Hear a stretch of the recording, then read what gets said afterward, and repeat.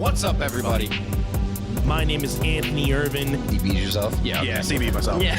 Okay. I'm Jim Green. Don't even need a hit of traffic light. Okay, good. Welcome to One set. Have you ever wanted to start your podcast but didn't know where to start? The One Set Bros are here to talk to you about Zencastr. Zencastr is the ultimate-based podcasting solution and now the all-in-one podcasting platform, making podcasting easy. They've sure made it easy for us to be able to record our podcast and our episodes every week for you guys. Once you've set up your account, you're simply one click away from recording a high-quality podcast with studio-quality sound and up to 4K video with your guests. My personal favorite feature is their multi-layered backups, which ensure our recordings are always in the highest quality, even during unstable web connections. And if you thought you needed multiple tools and services for your podcast, Zencastr's all-in-one podcasting platform allows you to create your podcast all in one place and distribute to Spotify, Apple, and other major destinations. Go to zencastr.com/pricing and use our code OneSetPod, and you'll get 30% off your first month of any Zencastr paid plan. I want you to have the same easy experience as we do with all our podcasting and content needs. It's time to share your story. What's up, everybody? How we doing? My name is Jim Green. Welcome to the One Set Podcast. I am here with my best friend, my co-host, Anthony Irvin. What's going on, my guy? What's up, man? Welcome, guys, to a new episode, another week. A lot's been going on in the wrestling world, but before we get into that, and Raw was a little bit earlier for us today because they were out in Belgium. So They were Brussels sprouts. Brussels sprouts. Yeah, they were broadcasting on the East Coast at 3 p.m. So I was like just getting done work and I started watching it. So it was a little bit different than actually watching it at like 8 o'clock at night. And then we were able to kind of start the podcast a little bit earlier, which was cool. But yeah, before we get into that, and we have a little cool little watch along we're going to do for you guys tonight. But before that, how was your week, buddy? Busy. Or actually, weekend. So we didn't even talk about this before we started recording. So last Thursday, I got a call from my Limerick boss, and she was like, hey, there's a competition looking for a judge for Saturday. Are you free? And at that time, because like in the process of moving, but we're waiting for the tenant to move their stuff out. We had the weekend completely open in case, like I have to work the next 2 Sundays for a few hours. I have a few rehearsals the next 2 Sundays, but this weekend specifically, we were like, okay, well, if we can get in there, we're going to go and start doing a bunch of stuff. We hadn't heard anything. So I, made a couple phone calls and like agreed to it. And then of course, the next day we get word that, the tenant's going to be moving their stuff out Saturday. and I'm like, of course. So Saturday was 4:45 a.m. alarm, and I got out the door between 6:15 and 6:30, drove out to Shippensburg, PA. Started judging around 10. It went until 4, and then got in the car by 5, and then was home around 8. So Saturday was a long day. Just with the travel alone being 2.5 hours one way, and definitely unique experience.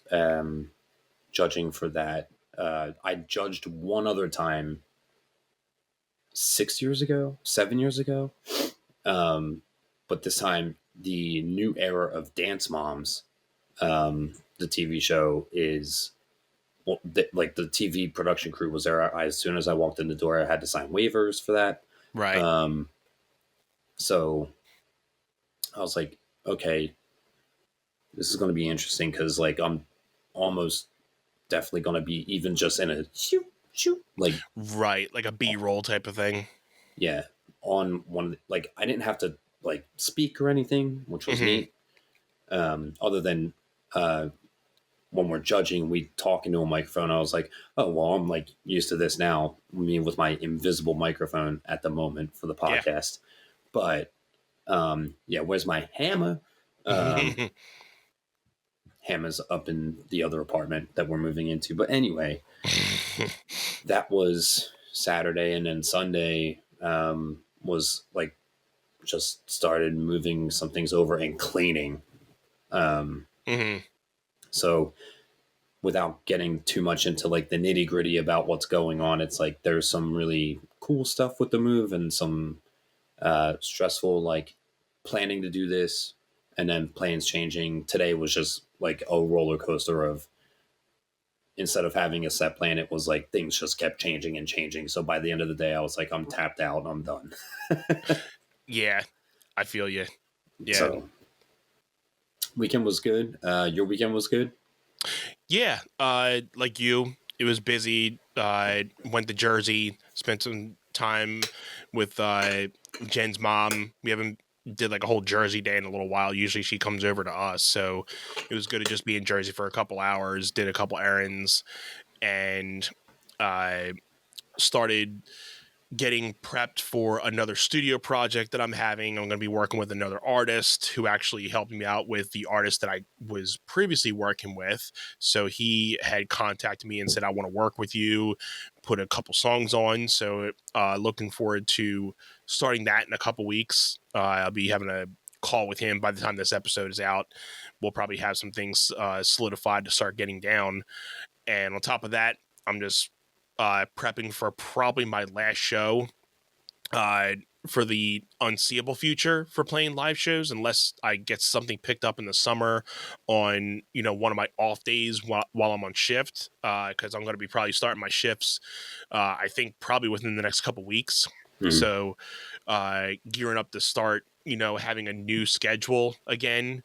It'll be kind of cool to have some off days during the week, which is something I'm not used to. Obviously, I'm used to just doing the Monday through Friday 9 to 5 job. So it'll be interesting to, you know, see Monday, Wednesdays, and like every other Wednesdays, just like, you know, being at the house and just having a routine.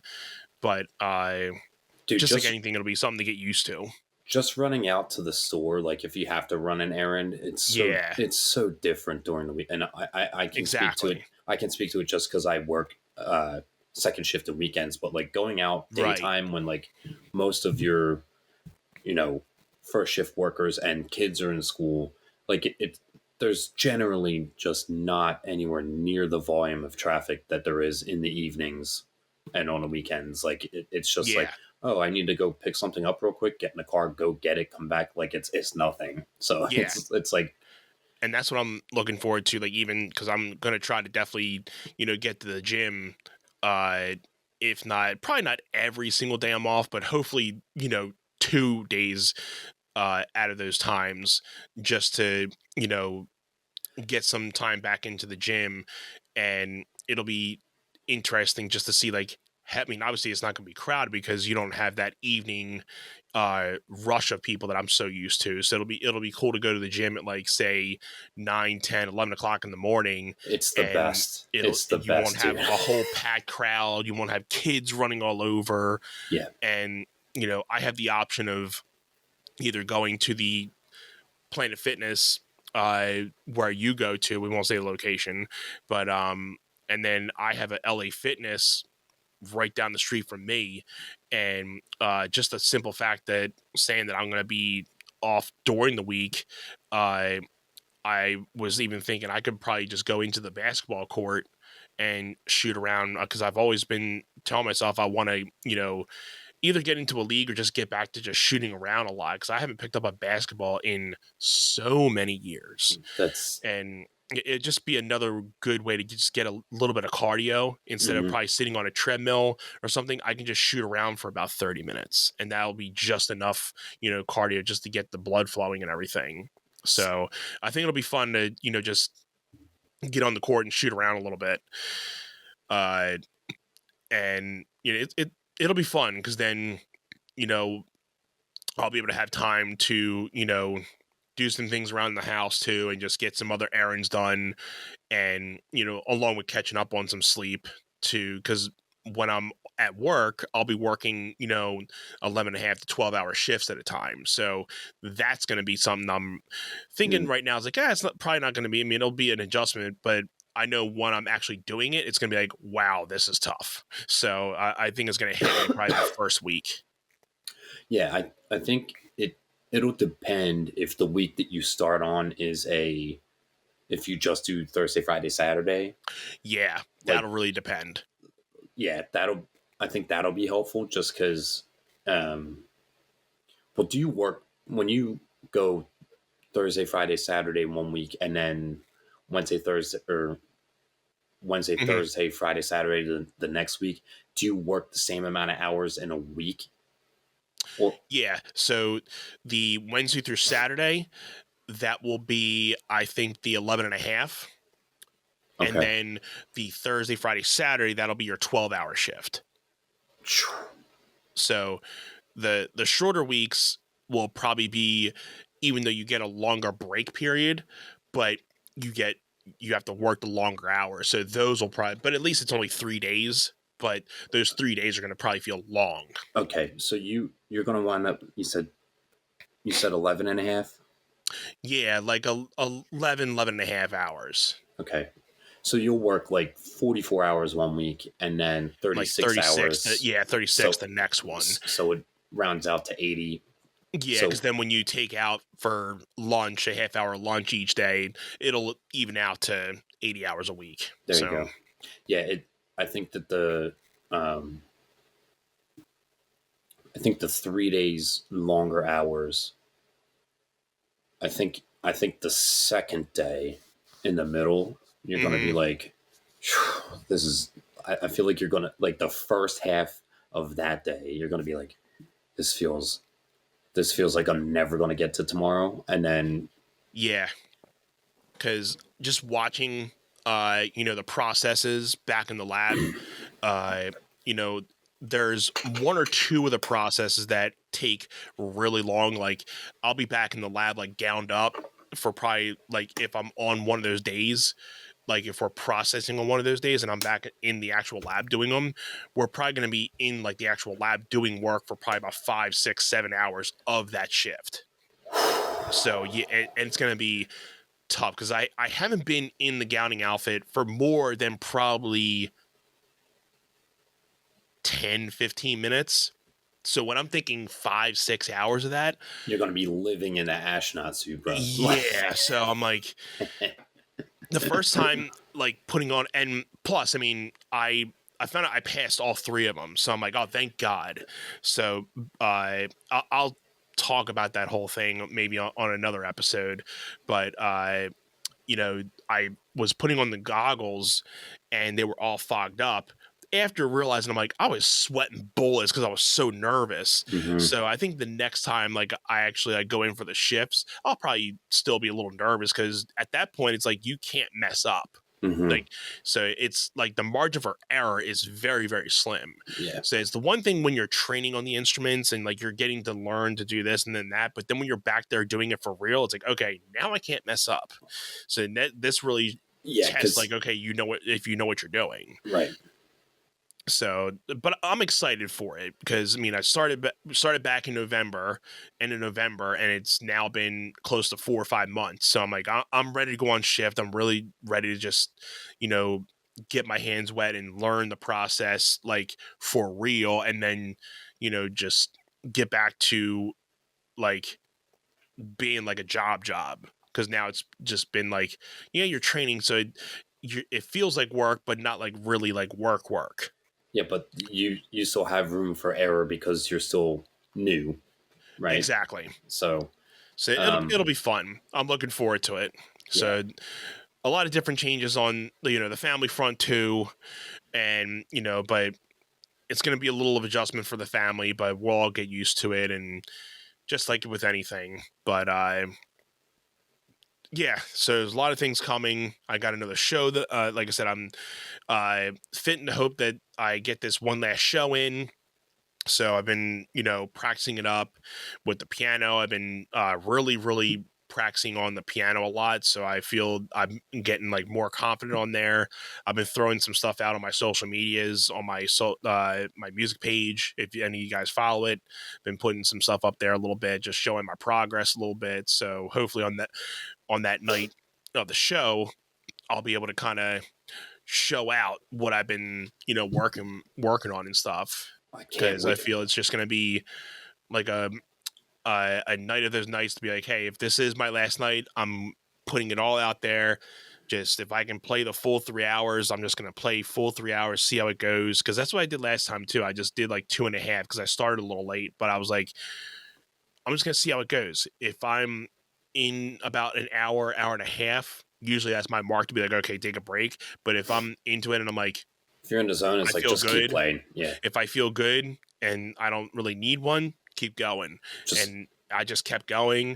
And before I knew it, it was like 10:15, 10:30. I'm like, just keep going. Let it go. Locked in, bro. Just finish. I was locked in. That's right.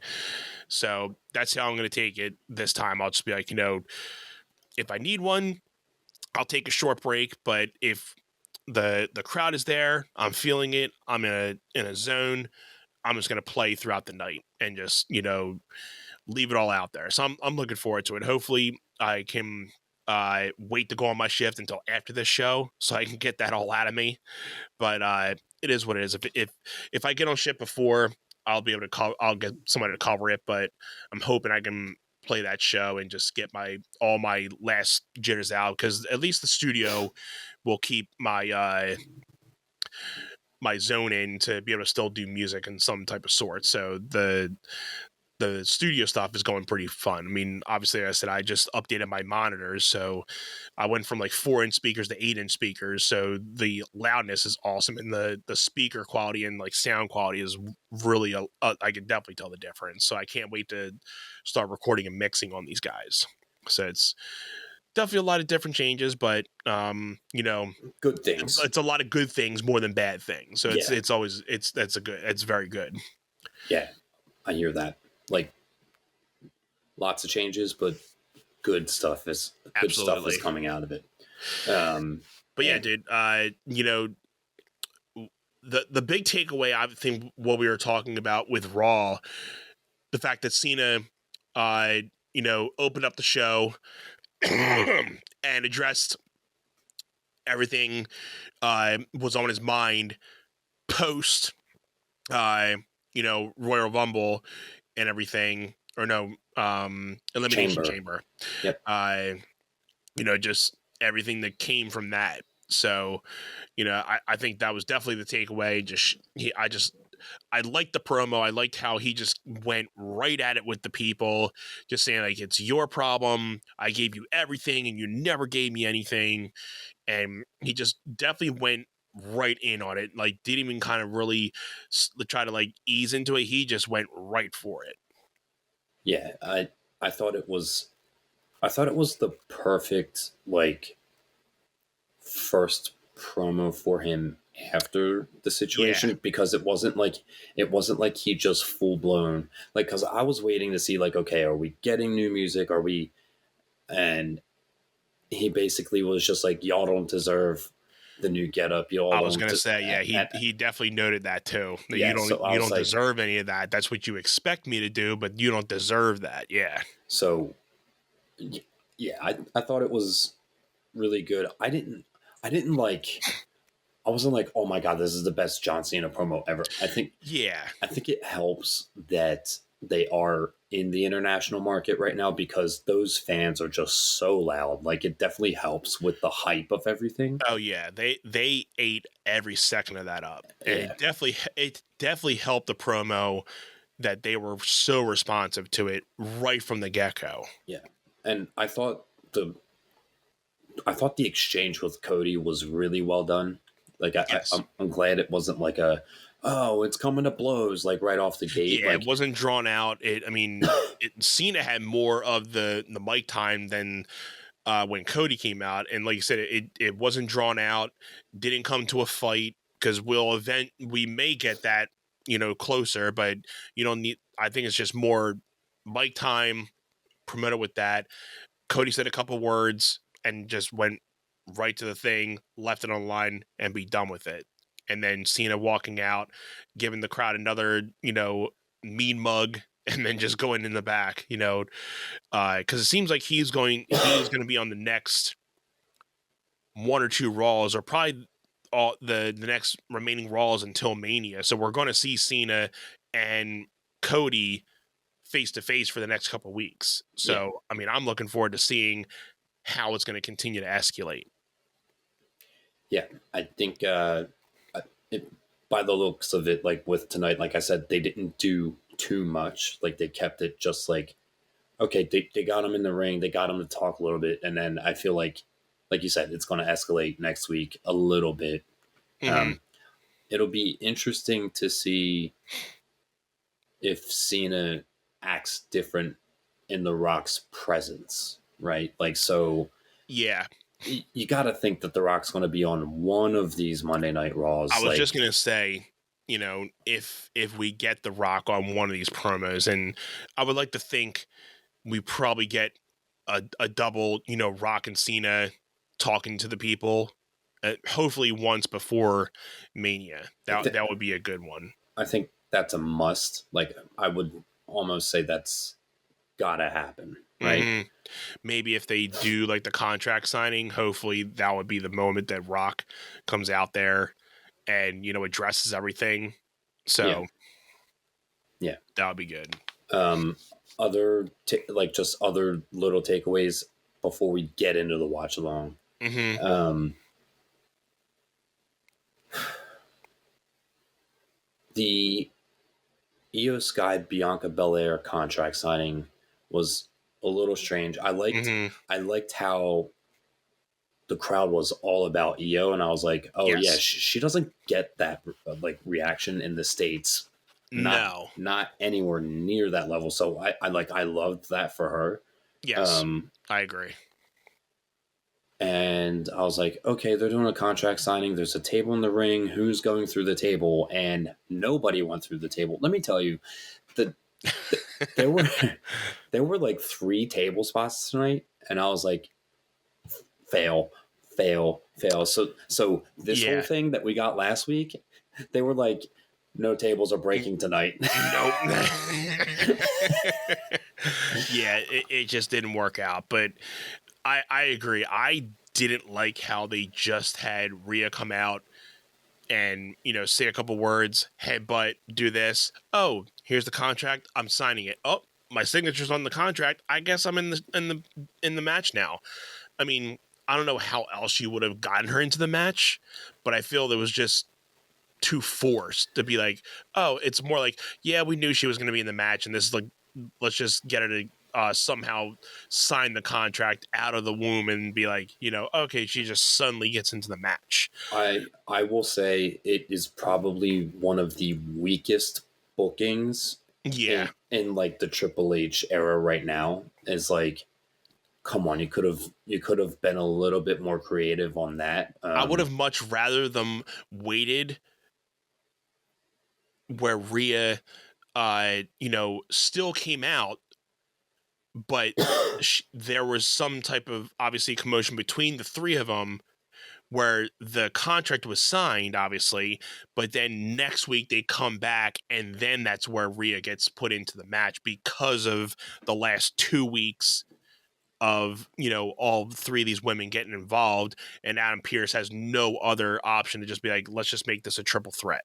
I think that would have been probably more better and probably not as forced, instead of just having Rhea come out and just being like, well, I'm in the match. I would have liked Rhea to come out before Bianca signed the contract, and Rhea signed her name in that slot. And then Bianca's like, well, I won the chamber, so I need to be in the match. And then it's like, right.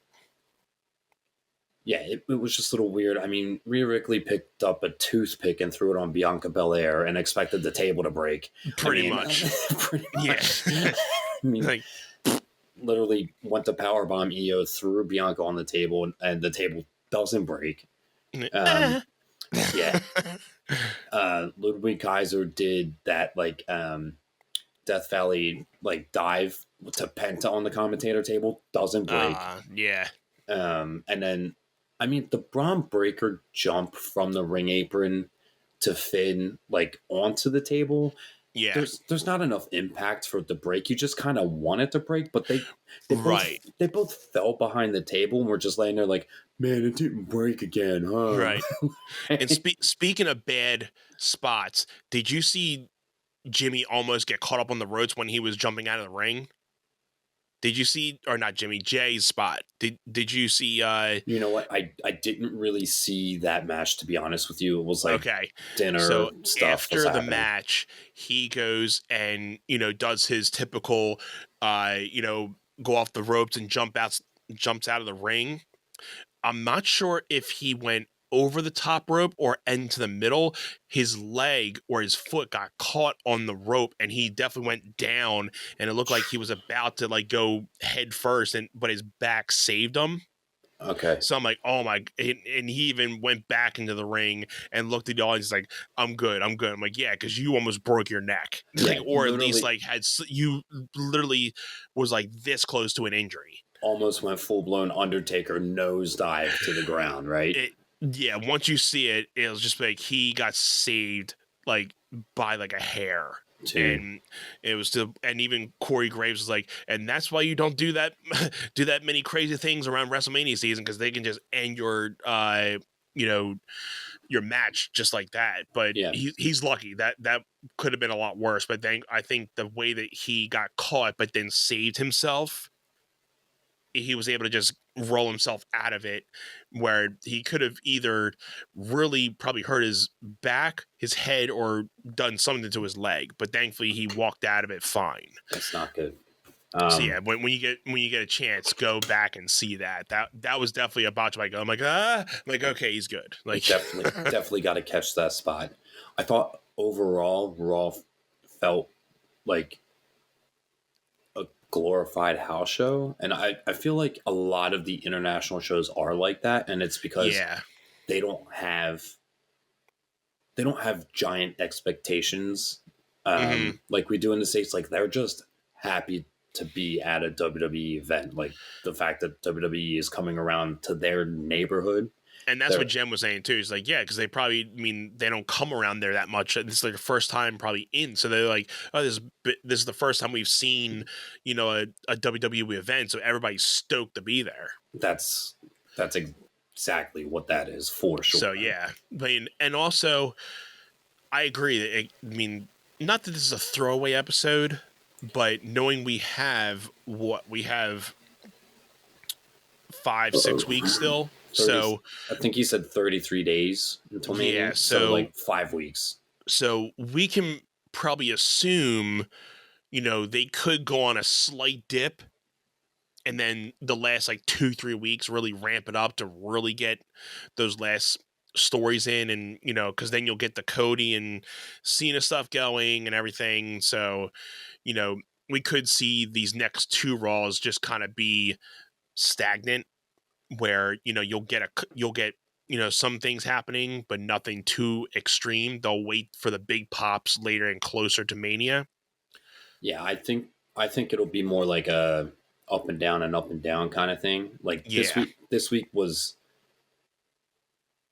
for me, it was like a more down kind of week. It definitely wasn't bad, but you said, excuse me.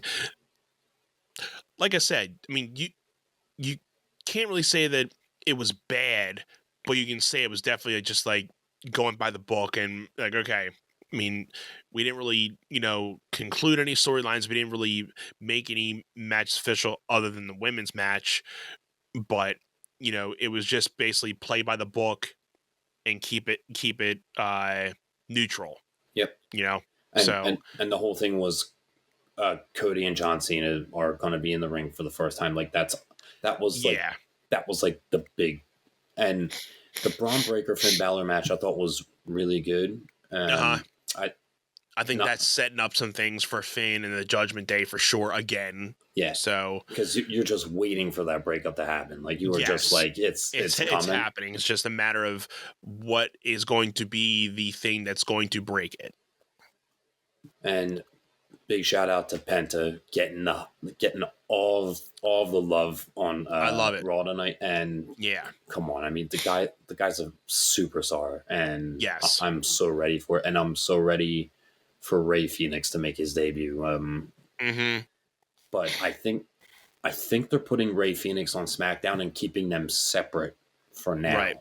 And of course, we are seeing the rumors for Aleister Black's return, and we are just sitting back. You like, read it just like a book, dude. I was about to say, can we just for a sec, like you showed me the thing today about just the rumor, and dude, what we are big again, we're big Aleister Black fans, and if this is true, the rumor had said that he is possibly going to be debuting on SmackDown the week after, like the week coming in to after WrestleMania 41. So that will be awesome if we get Aleister Black debuting again in the WWE, and I can just hear the entrance music now, and I'm like, dude, I'll mark so hard. That'll be awesome. I hope he still lifts up the way he did, because it was just so unique, man. It's like, so good. Just did he do that in AEW? Maybe he did it. I know he didn't do it that much. I gotta say, honestly, I don't know. I didn't really follow him that much. Maybe for the first couple weeks, but then I'm watching a little bit more AEW right now, just because Anth's like seriously, all wrestling. All wrestling. He doesn't care whether it's WWE, AEW, NXT. He just likes watching wrestling. It's so which is fun, awesome. man. So it's like, it just gets me to be like, okay, what's going on in AEW, and then what's going on in NXT. So it gives me the reason to be like, okay, let's just watch other people. So maybe Aleister was doing it that lift for the first little bit, but then he just went away with it. But yeah, if he has like the smoke and you see him coming off of that lift, yes, give it to me. I'm gonna lose it, dude. Yeah, I will say, just to kind of piggyback off that, I'm not really feeling Andrade. Like, I was so excited for him to be back, and he's kind of been on the back burner a little bit. He's clearly lately. Like, I feel like he's just kind of there. Unless they're waiting to do something with him, because I mean, he was having a lot of good matches with Carmella Hayes for a little while, but then that's been like his highlight, though. I'm like, come on, man. Like, yeah, I can't think about Andrade without thinking about his matches with Rey Mysterio. Like, how absolutely. Like, I think he's still like, from what it seemed, either on it was probably on SmackDown this past week. He was having conversations with Escobar's people and saying, like, you need to get away from him. So I think he's, itching to probably have another feud within that stable as well. But again, I think he's just been more on the back burner to see where they need to put him at this point. Yeah. But yeah, I mean, I was hoping, with his return, he was going to have a little bit more of a push, but it seems like he's just been like, okay, we don't know where to put him, so we'll just, sprinkle him in here and there where we can. But, he's definitely got the potential to be, something. It's just a matter of if they can find where to put him, Right. I thought did you see Seth Rollins' promo tonight? I did. Yeah. I thought it was just waste. Like, he just went out there and was just saying some stuff, and like, yeah, Roman and CM Punk are going to be on SmackDown. I was going to say, the take of it was like, I'm coming out here to say I'm going to be on SmackDown. Like, I was like, waste. Like, come on. Right. Okay, so we're getting, like, that build will be on Friday. So we'll look Yeah, for. we'll get more of that on Friday for sure. So we were trying to like decide, okay, are we really going to talk the entire episode about Raw tonight? It wasn't significant enough to pack out an entire episode. And I Yeah. was like, I told Anthony, like, there is this one other time where John Cena got booed, the worst I've ever seen. And it is from 19 years ago. This is going to be from ECW One Night Stand 2006. John Cena is defending the WWE title against Rob Van Dam. And if you have not seen this, it is just, it's just crazy to think like that level of heat was on John Cena back then. Mm-hmm. And it'll be interesting to see if that level of heat seems to be on him now, but he was just cutting promos. Right. Like he was just cutting a promo tonight, and I think he's going to get more aggressive, and it's going to be a lot of fun. Like I'm excited to see it. Mm-hmm. Yeah, I'm definitely looking forward to, because again, I was telling you off air, I only know Cena from 2012 and up.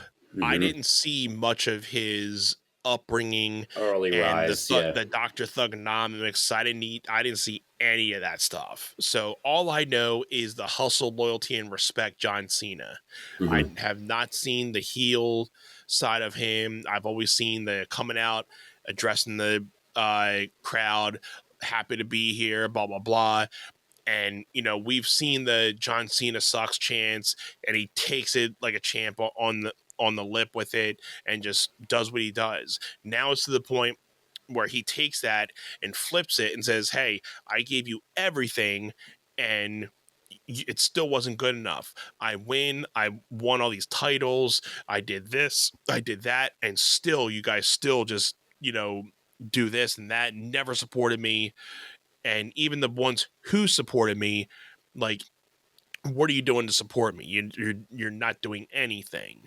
So he just really put it out on the line to really just take the last 25 years and almost is like, to just crap on the people who made his name and say like, yeah, even though you guys cheered for me, you didn't really do anything for me in the most of it anyway, because I was too busy winning anyway. So like you said, I think this is just going to continue to evolve, and it's going to, be even more. So I'm stoked, man. Yeah. And again, this is like peak RVD as well, like 06. This is like when he was, a little more in shape, a little bit more thinner, so I'm stoked. I haven't seen this match, and I liked how you put this one, and it just really aligns with the fact that Cena was getting booed. He got booed at Raw tonight. So, yeah. This is a treat for me to watch you see it. I haven't seen it in years. I do recall going back and watching it maybe 5 years ago.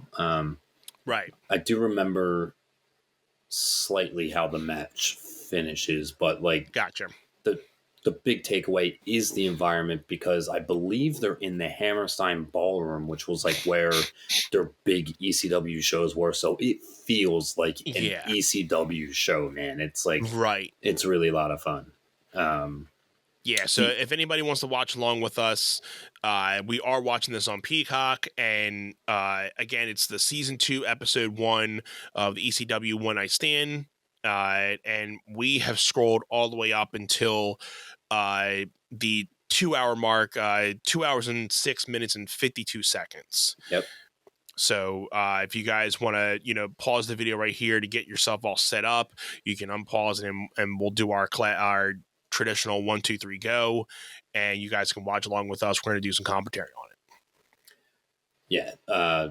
Joey Styles, and Joey Styles being like OG commentator for ECW, and Taz being an ECW legend, right?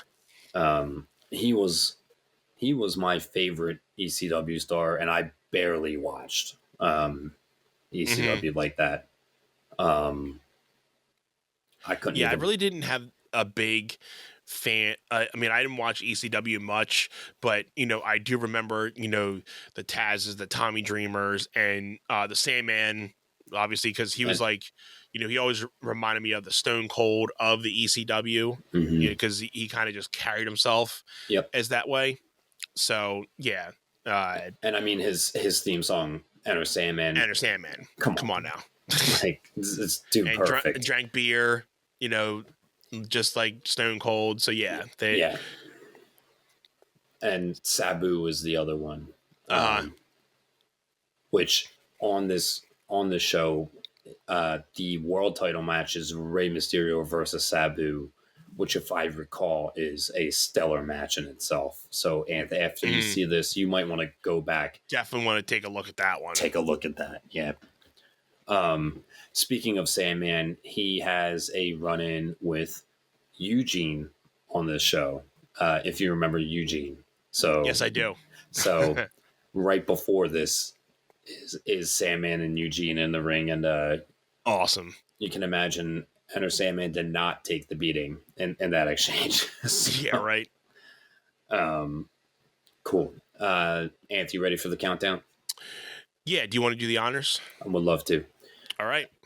Here we go. 3, 2, 1, go.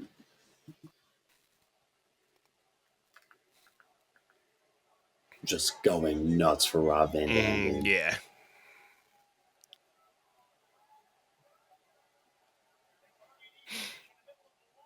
I mean, Taz was the epitome of ECW, like in '99. Yeah.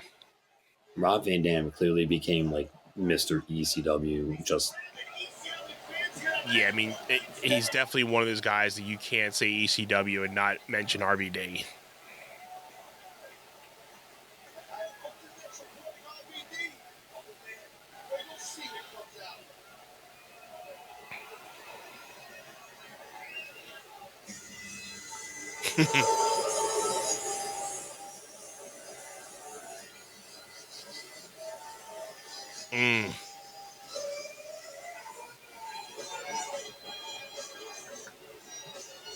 yeah, that all black getup is tough, dude.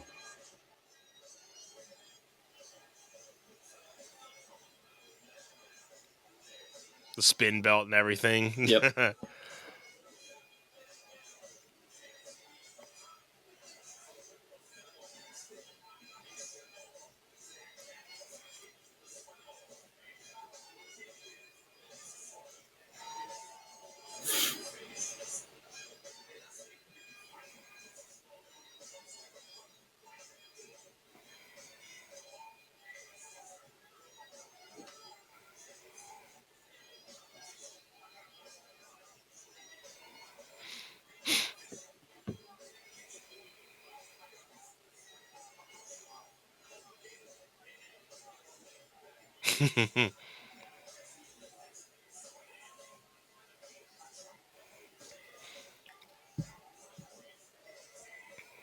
Anti Cena.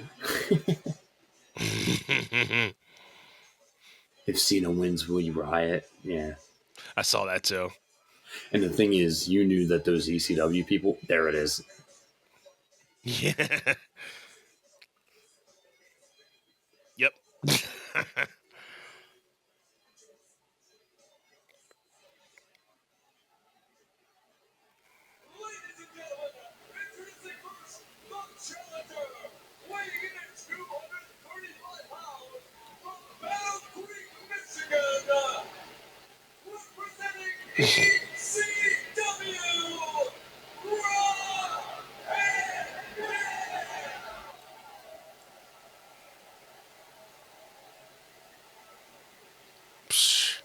I know I definitely looked up at some point in my life if he was related to Jean-Claude Van Damme.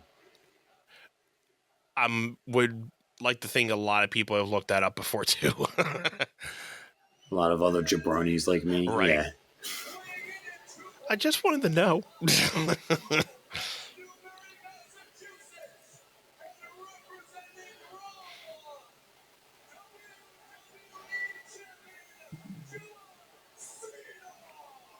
Yeah, this was when you had Raw and SmackDown, and ECW was the third branch. Again, like definitely wasn't watching at this point.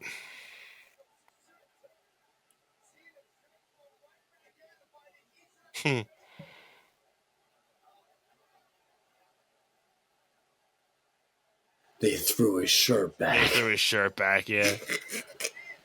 Throw it back.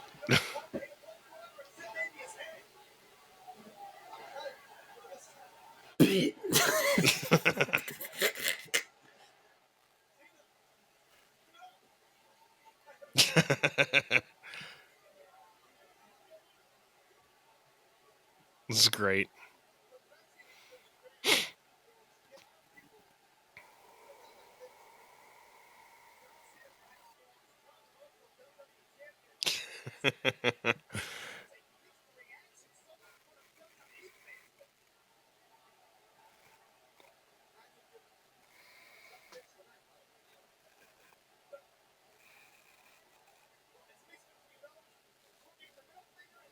Dude that threw it, it only made it halfway back. Bith.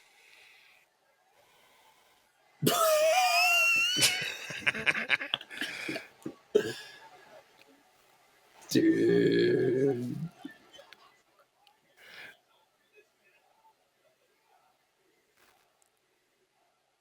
So crazy, dude.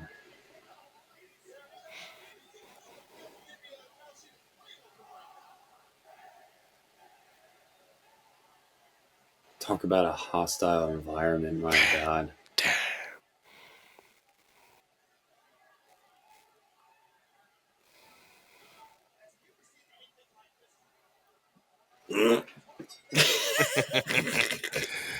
And TP.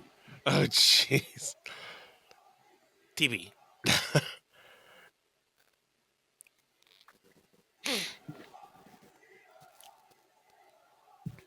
And more TP. Freaking streamers. This is nuts. TP?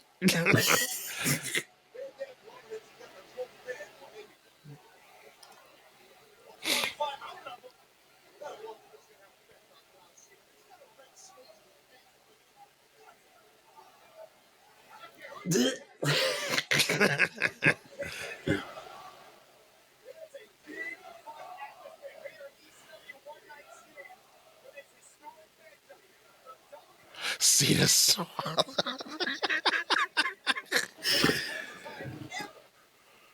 Heartless. Yeah, dude.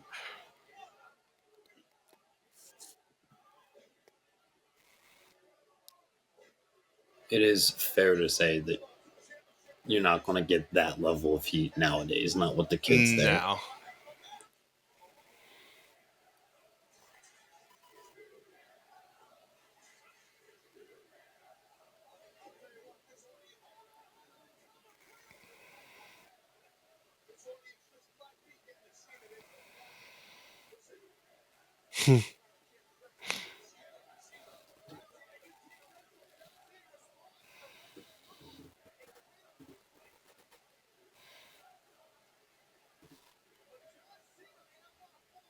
You can't wrestle. Yeah.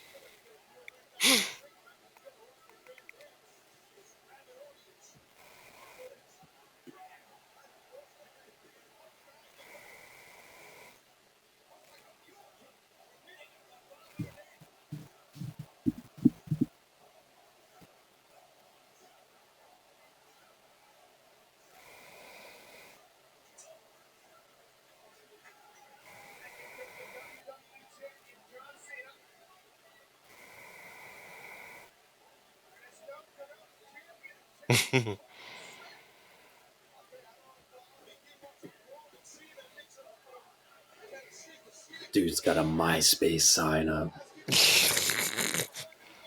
Oh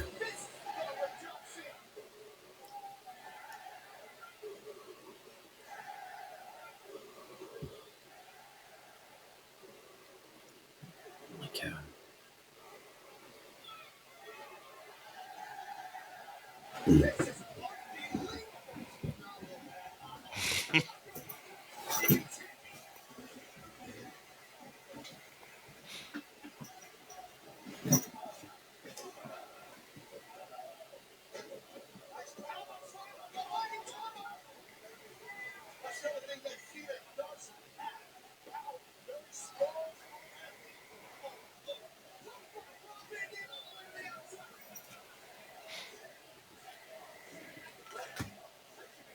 Same old This crowd is nuts. Dude. I'm saying, man.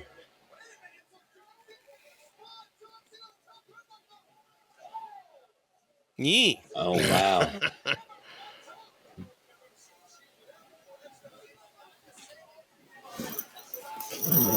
One and only time you've seen him on the top rope. Right. At least the only time I've seen him on the top rope. Yeah, except for those.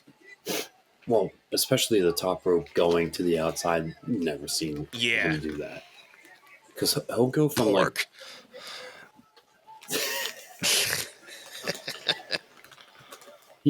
he's done that like leg drop that's like the famouser from the second and third rope, but that's about it.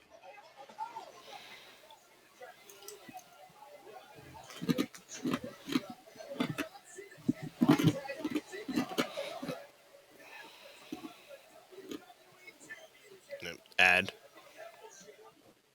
Mm-hmm. He's eating that up too, just like how he did on Raw today. He just eating it all up and just feeding off it. Yeah, but nowadays he knows really how to harness it. Yeah.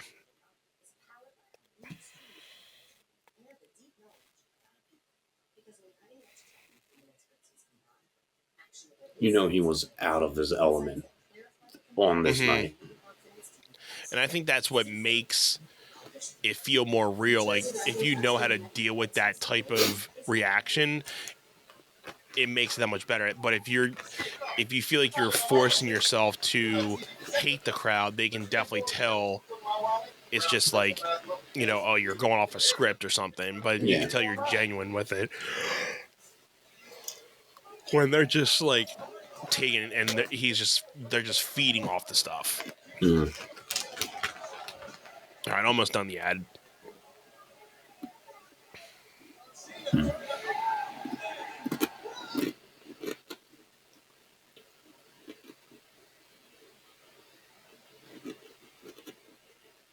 I'm at 2:20:37. Paused. 2:20 what? 37. I'm there. Say the word. 3, 2, 1, go. Nee.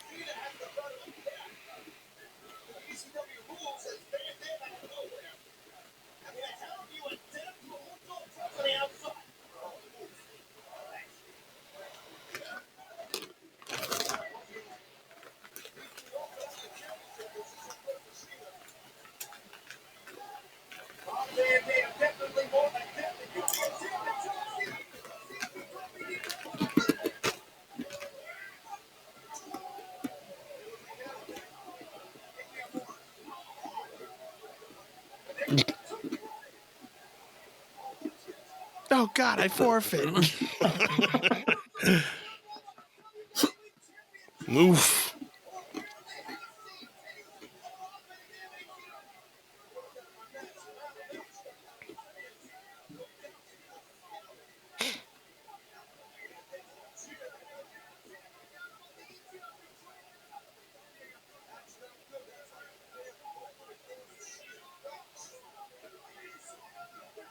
He's gonna get fucked up.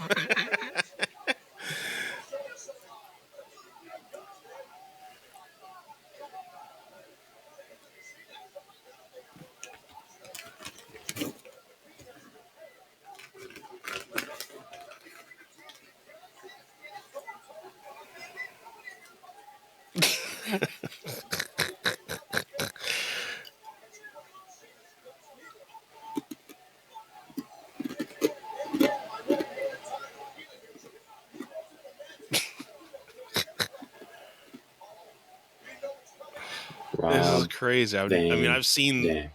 crowds just hate Cena, but this is nuts. It's there's nothing like this though, dude. Oh,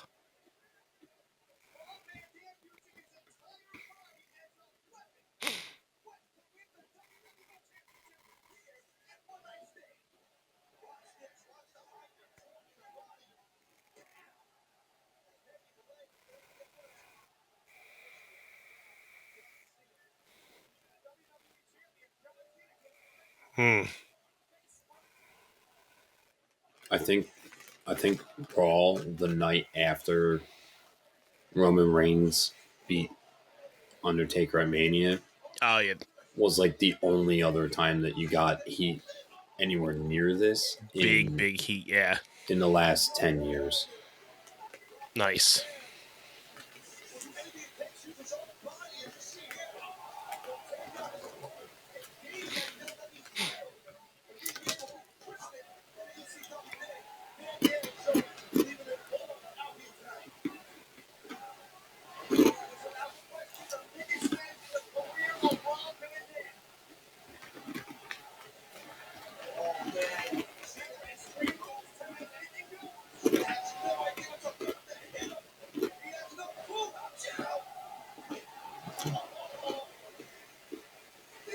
That spot always looks more brutal than Mm-hmm.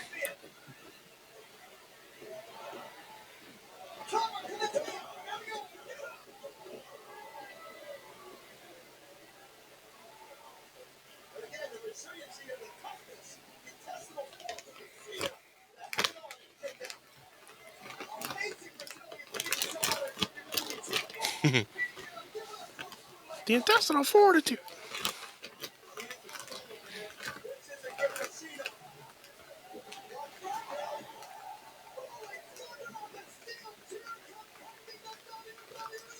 Oh,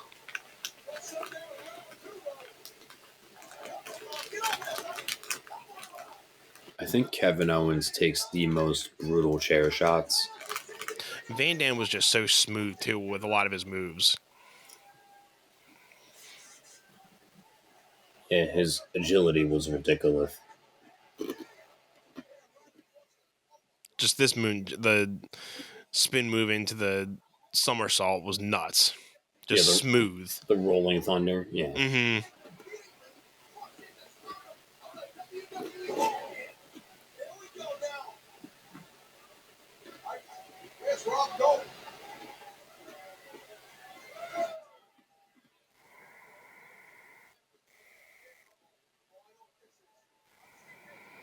And we.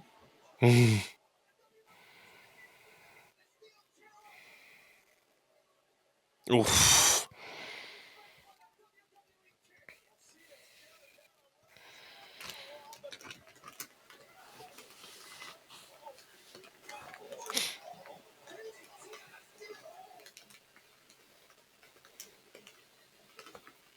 Nice.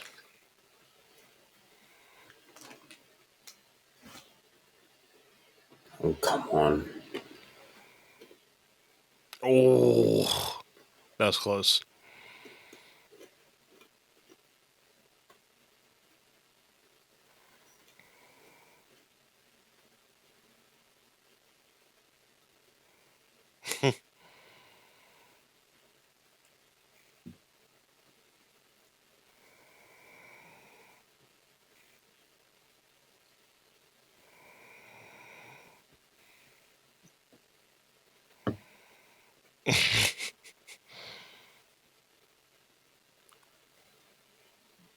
Oh.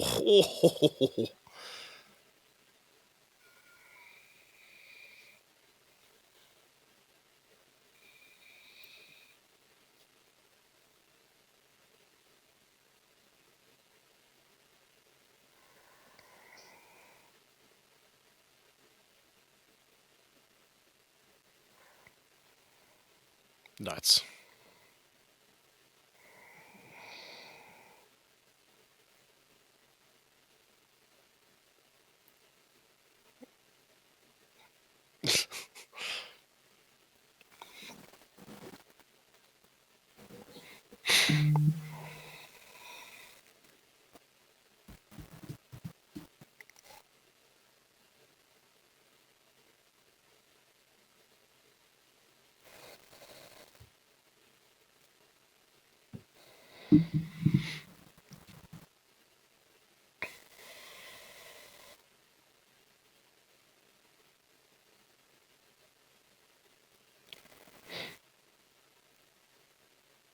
You can't feed me. He, yeah. Man.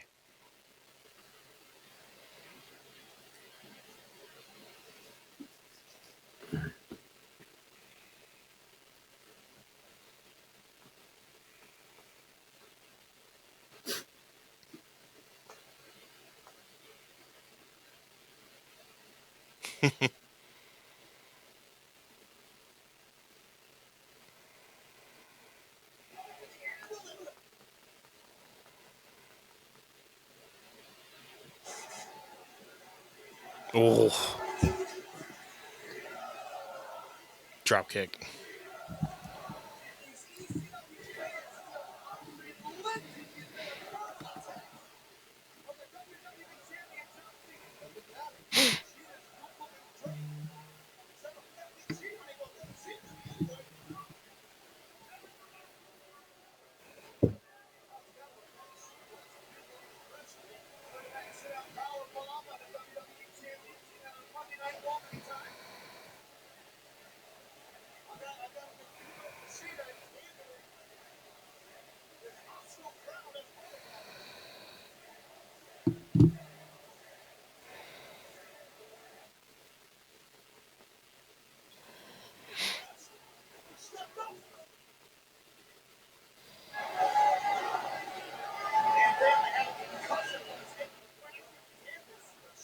Oh.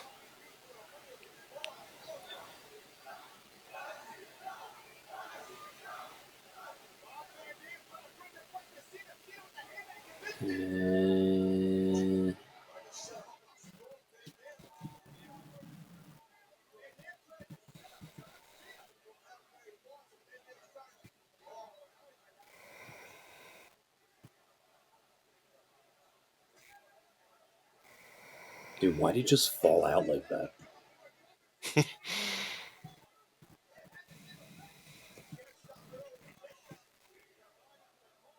Like, what was he trying to do with him on the rope there anyway?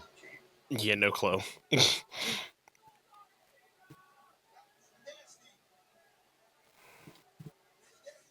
Oh.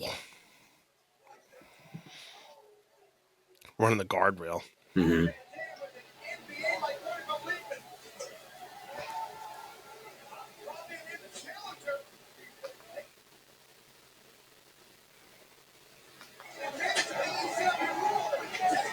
Yeah, get the tables. Get the tables.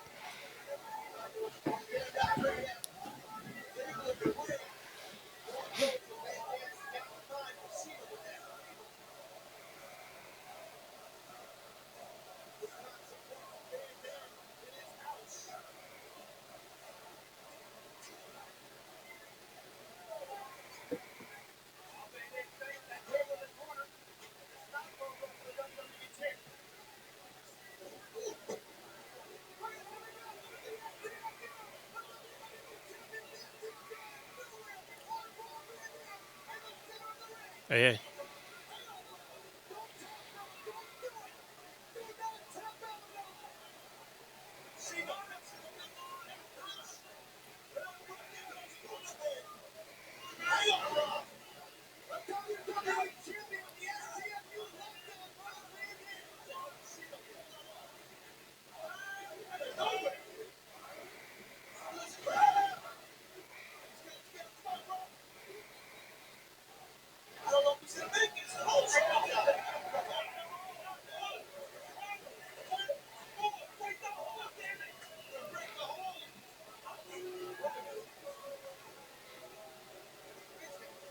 break the hold.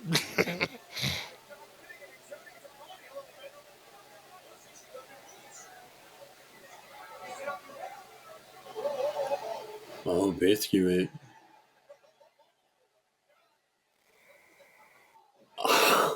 Oh.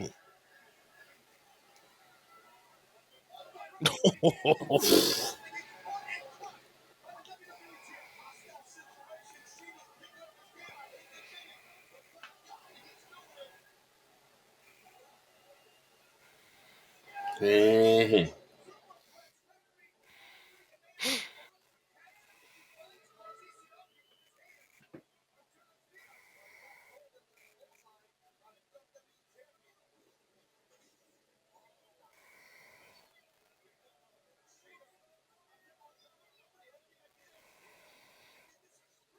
Then he got all pissed.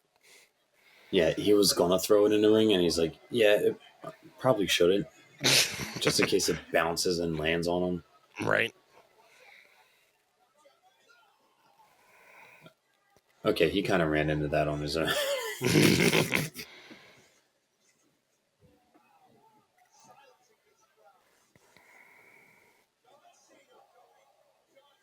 Like, you're just eating up time to bring that in the ring for that one head bump.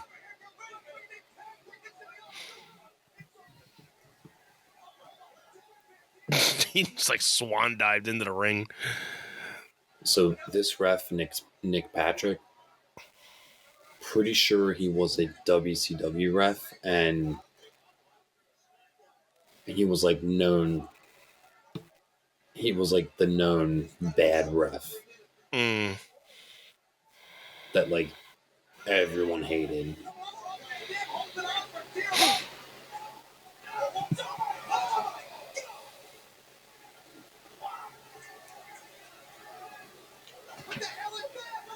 Oof. Who that? Woo. Hi.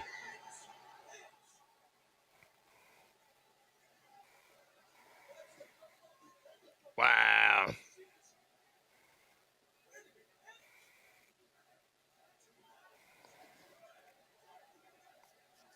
Look how young he is. Babyface Cope. Babyface Cope. Baby Faith Coat.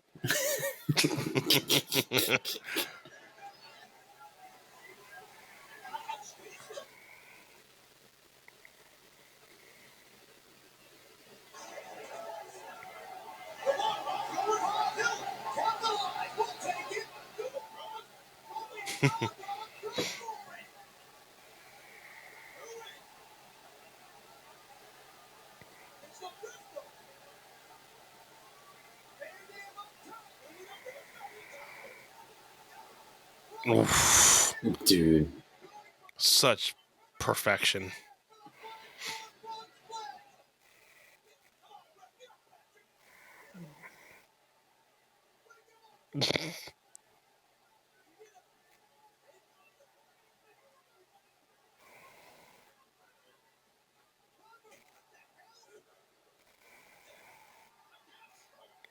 Nice. You know, because ECW, Of course. Heyman kind of did whatever he wanted.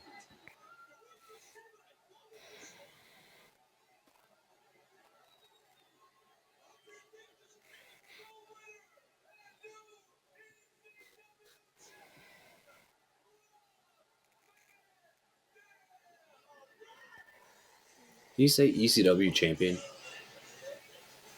It sounded like it.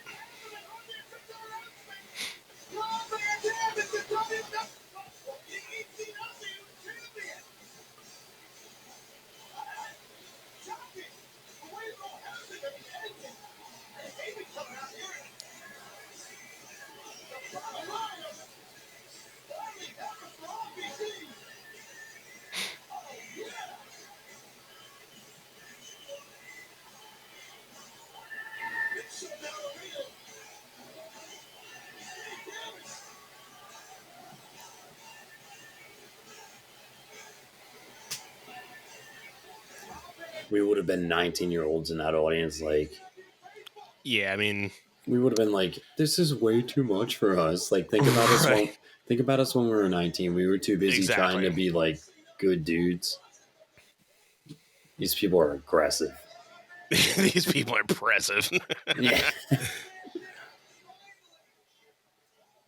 Now I'm like, man, I wish I was there. That would have been fun. Right. Like, yeah, it seemed like the place to be.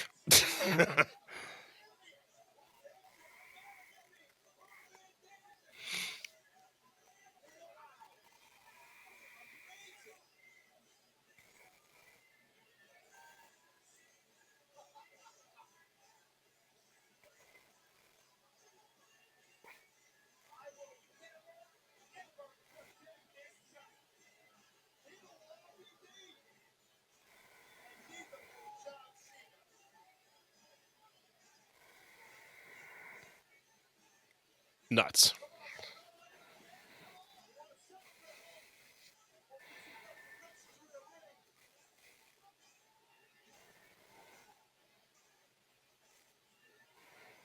Yeah, Paul Heyman doesn't care. He's basically like, yep, we might not ever get this again. They did 2 more after this, but they weren't in that ballroom. They were just. You see the yellow sign?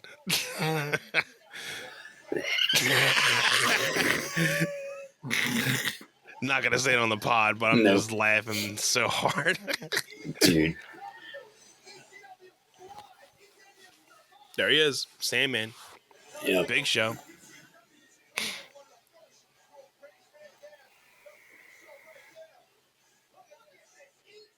Yeah, because pretty sure Tommy Dreamer. Pretty sure Big Show was an ECW guy and then went to WCW and then went to WWF. Made his debut at St. Valentine's Day Massacre, which we've done that watch along. Yes.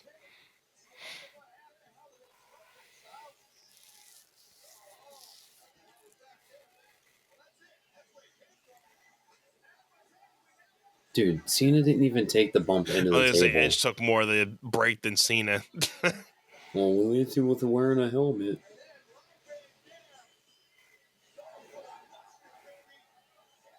I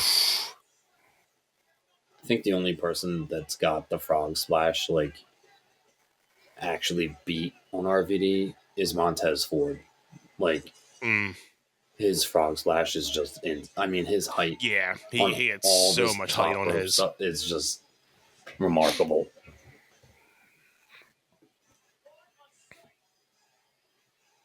Oh yeah, did you see they're the new tag champs on SmackDown? I did. I was surprised. I liked that move. Me too. Because I know they've been hyping them up a lot, so I'm like, all right. I think there was like the turning point. I'm like, oh, they're gonna give it to them because they missed a counterpoint. I'm like, oh, they're gonna give it to them. Then they got them. Like, all right, that's cool. I like that. I like them going into Mania with the belts. Yeah. Because I mean, they've had a long ride since they broke away from Bobby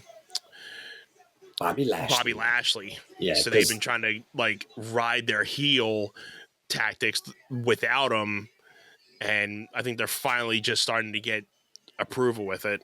Yeah, they're hitting their stride. I like it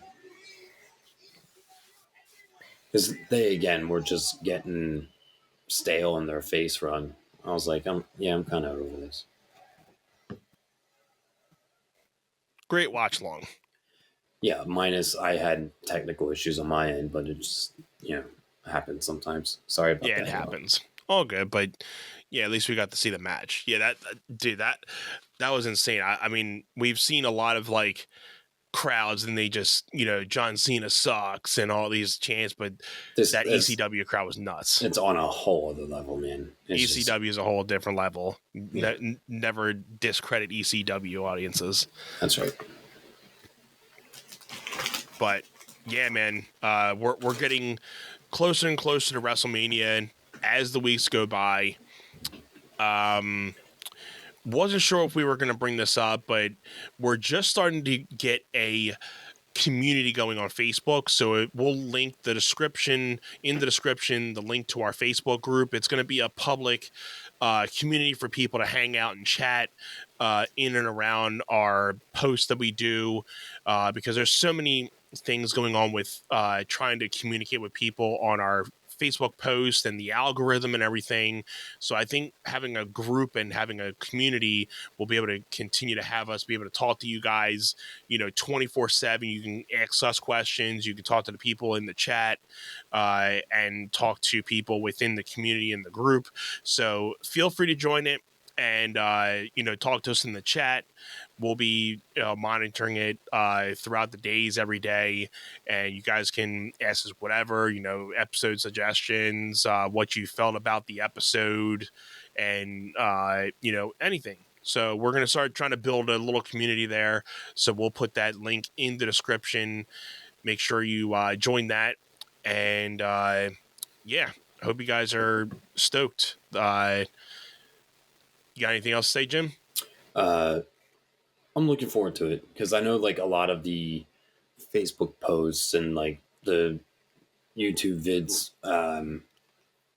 we get like a little bit of engagement here and there, but I know I can think of like 5 people that would like definitely be on a regular, Yeah. which is how So it we've starts. crossed over like the 200 range on Facebook, but like, after a certain point, like, there's only so much you can do with the algorithm before like you have to start paying to get more people to within your Exposed followers in to it. really start exposing it to them. So I think the community will definitely do us good to show the loyalty people that are there, and they'll be able to help us spread the word as well. And it's just going to keep on easily growing it for us, and then just have that community base along with our episodes. So we hope you guys can join, and we'll see you guys in the chat and then the group posts and stuff. So Yeah, man. I am gonna take some allergy medicine. My eyes are like going hyper crazy. I'm just glad I didn't have sneezing attack like I did right before we started recording. yeah, So I'm so glad that I'm like getting out of my sickness, because like I said, back in like 5-10 episodes ago, I was having those coughing attacks, and I'm just glad that I'm finally out of that era. I can't wait for spring, can't wait for summer to just be in better weather, be in a better like mood, no more allergies. I'm done with this winter cold. yeah, on to better times, Yeah, man. all the good changes, and thank you all for tuning into this one. This has been an episode of One Set. All the love to you.